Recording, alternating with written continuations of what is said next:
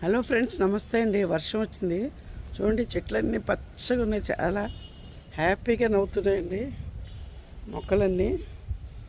ఇక బెండకాయలు వచ్చినాయండి, బెండకాయలు కోసుకుందాం. మొన్నే కోసాను, మీకు చూపించాను.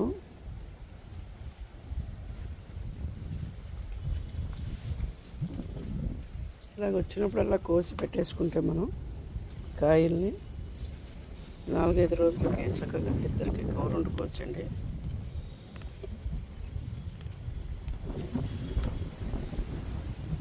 వర్షం పడిందండి, వాతావరణం చాలా ప్లెజెంట్గా హాయిగా ఉంది.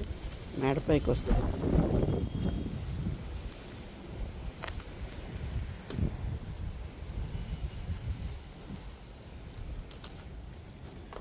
ఇదండి ఫ్రెండ్స్, పడిపోయింది కింద. ఇదండి ఈరోజు వీడియో. నా వీడియో నచ్చినట్లయితే లైక్ చేయండి, షేర్ చేయండి.